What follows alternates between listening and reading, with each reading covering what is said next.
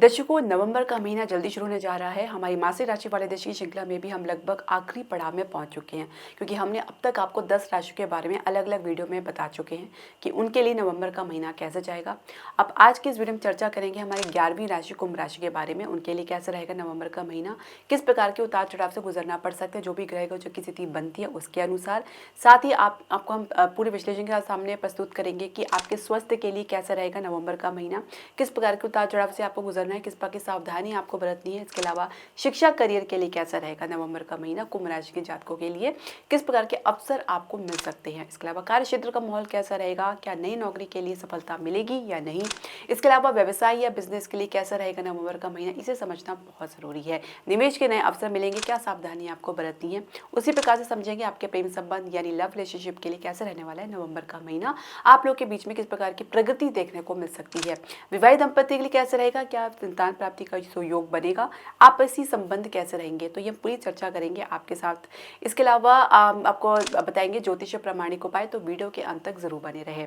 हरे कृष्ण दर्शकों, वैदिक एस्ट्रो केंद्र में आपका स्वागत है। मैं ज्योतिष आचार्य पूजा। तो कुंभ राशि के जातक अपनी जन्म राशि या लगन के अनुसार देख सकते हैं जो ग्रह गोचर की स्थिति बनने जा इस प्रकार है।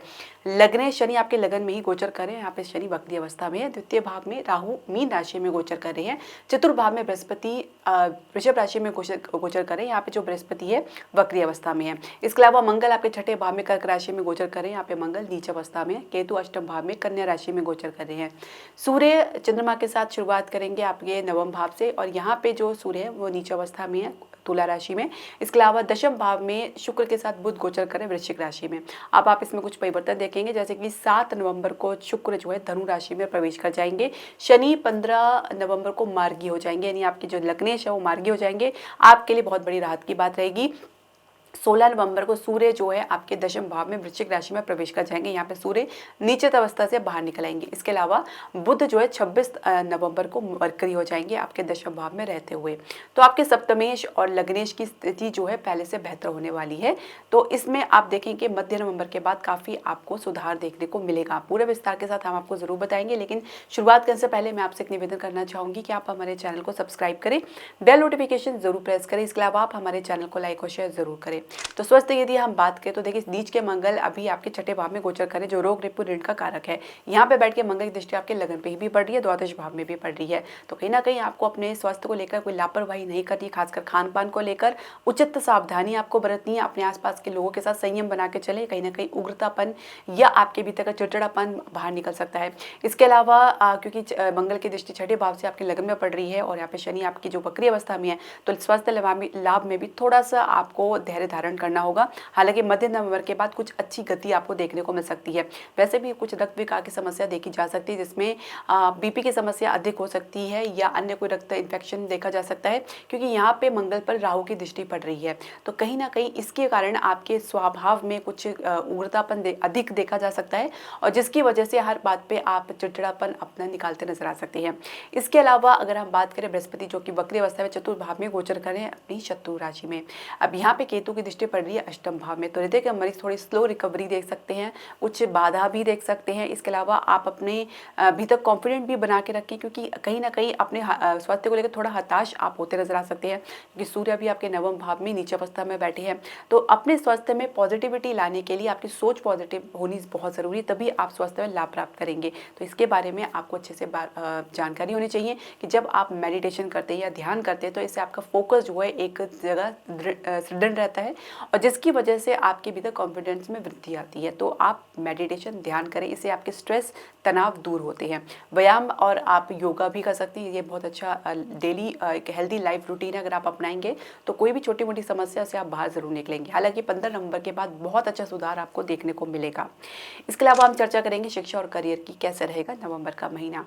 देखिए पंचमेश जो है आपके बुध दशम भाव में शुक्र के साथ गोचर कर रहे हैं, काफ़ी अच्छी प्रगति देखी जा सकती है, क्रिएटिविटी में सुधार देखा जा सकता है।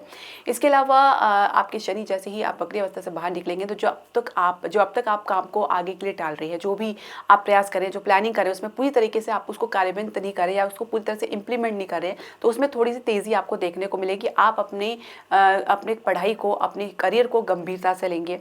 कॉम्पिटिशन में थोड़ा सा आपकी एनर्जी लो रह सकती है, थोड़ा आपको उसमें अच्छा प्रयास करना पड़ सकता है। कुछ सही सही दिशा में अगर प्रयास करेंगे तो ही आपको सफलता मिलेगी। इसके अलावा कैंपस प्लेसमेंट में भी कुछ कई बार प्रयास करने के बाद आपको सफलता मिल सकती है, कई बार आपको हताशा निराशा भी हो सकती है। इसके अलावा आपका भाग्य का सपोर्ट आपको रहेगा ही, क्योंकि जब करियर की शुरुआत करने जा रही हैं या कुछ इंटर्नशिप के आपको ऑफर मिल रही है तो वहाँ पे भाग्येश के स्वामी आपके दशम भाव में गोचर करते, तो शुरुआत बहुत बढ़िया रह सकती है। हालांकि जैसे ही आपके भाग्येश के स्वामी जो आपके एकादश भाव में जाएंगे तो यहाँ पे भी आपके लाभ की वृद्धि ही करेंगे। यहाँ पे आप जो भी आप अपने कार्य क्षेत्र में जो लाभ अर्जित करना चाह रहे हैं, कुछ जो भी आप गेन करना चाह रहे हैं अपने करियर को लेकर, अपनी ग्रोथ को लेकर, एक अच्छा मौका आपको मिलेगा, एक अवसर मिलेगा आपको, जिसकी तलाश आप काफ़ी दिनों से थी। इसके अलावा भी आपको अपने अधिकारी को, अपने सीनियर्स का सपोर्ट आपको देखने को मिलेगा। उसके लिए मध्य नवंबर तक का इंतजार आपको करना होगा। मध्य नवंबर के बाद चीज़ें बहुत तेज़ी से परिवर्तित होती नजर आएंगी आपको अपने जीवन में। आपके आसपास का माहौल काफ़ी खुशनुमा रह सकता है, सपोर्टिव रह सकता है। हालांकि आपको अपने सहकर्मी या कलीग से कुछ खास सपोर्ट देखने को नहीं मिल पाएगा, लेकिन फिर भी आप काफ़ी सहज भाव में रहेंगे, कॉन्फिडेंट आप के भीतर देखा जा सकता है मध्य नवंबर के बाद। पर जैसे ही बुध यहाँ पे वक्री अवस्था में आएंगे, यानी 26 नवंबर को, तब थोड़ा सा आपके और आपके सीनियर्स के बीच में कम्युनिकेशन गैप की वजह से कुछ गलतफहमी बन सकती है। इस टाइम में आप अपनी क्लैरिटी बना के चलें, काम में जितना फोकस बना के चलेंगे उतना ज़्यादा सुधार आपको देखने को मिलेगा।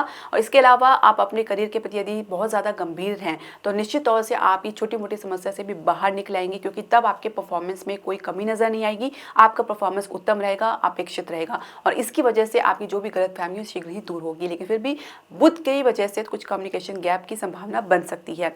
इसके अलावा अगर हम समझे आपके कार्य क्षेत्र का माहौल कैसा रहेगा नवंबर के महीने में, तो देखिए जैसे मैंने बताया कि दशमेश अभी आपके छठे भाव में नीच अवस्था में गोचर कर रहे हैं और दशम भाव में शुक्र और बुध गोचर कर रहे हैं, जो आपके पंचमेश भी और आपके भाग्येश भी है। आपकी जो भी योजनाएं हैं, आपकी जो प्लानिंग है वो सटीक रहेंगी। आप जो भी प्लान करें, जो सलाह दे रहा है, परामर्श दे रहा है, वो उसको कोई काट नहीं सकता। पर कहीं ना कहीं आपके भीतर ऊर्जा की कमी है, जो आपके भीतर कॉन्फिडेंट को भी दबा रही है, और जिसकी वजह से आप अपने जो परियोजनाएं हैं, जो भी आपकी योजनाएं प्लानिंग्स हैं, उसको सही तरीके से रख नहीं पा रहे हैं, और आपके प्रदर्शन में इसकी वजह से कमी देखी जा सकती है। आप नो डाउट आपकी जो भी सोच है, आपकी जो भी समझ है अपने काम को लेकर, जो भी अनुभव है, जो एक्सपीरियंस है अपने काम को लेकर, वो उसमें कोई कमी नहीं है, पर आपकी जो प्रेजेंटेशन में आपकी जो एनर्जी है उसमें कमी देखी जा सकती है।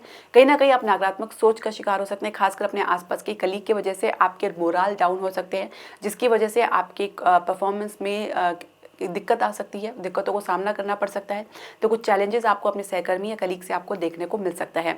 ग्रोथ के लिए आपके अच्छे चांसेस बनेंगे, लेकिन थोड़ा संघर्ष ज़्यादा आपको करना पड़ सकता है। कुछ बात बनते बनते भी रह सकती है, कुछ विलंब आपको देखने को मिल सकता है।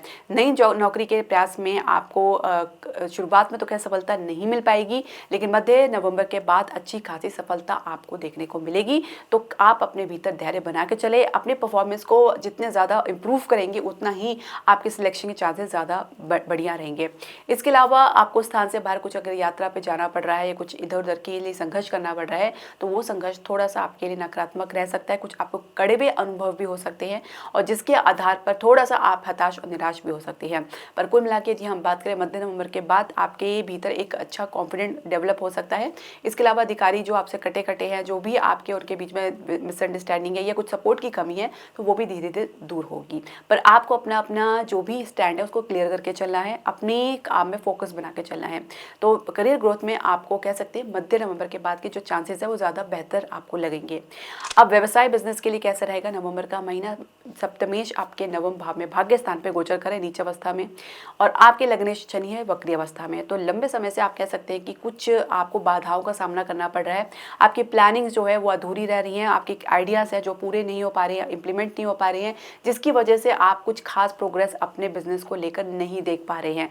तो ये धीरे धीरे कमी है जो दूर होगी आपके मध्य नवंबर के बाद। जैसे ही सप्तमेश आपके नीच अवस्था से बाहर निकल के आपके दशम भाव में प्रवेश करेंगे, आपके स्टेटस में वृद्धि होगी, आत्मविश्वास में वृद्धि होगी, पार्टनर के साथ जो गलतफहमी वो दूर होगी। साथ ही आप जो अब तक प्रयास करने में ढिलाईपन कर रहे थे उसमें भी आप तेजी लाने का प्रयास करेंगे। कहीं ना कहीं आप अपने स्वभाव की वजह से, अपने व्यवहार की वजह से भी जो आपके भीतर जो रिस्क लेने की आपको डर जो भय बना हुआ है, जो लिमिटेड सोच से आप ग्रस्त है, उससे भी आप बाहर निकलेंगे। क्योंकि वक्री शनि जैसे ही मार्गी होंगे तो आपको धीरे धीरे प्रोग्रेस आपको देखने को मिलेगी। समय लगेगा पर आप अपने ट्रैक पर वापस आएंगे।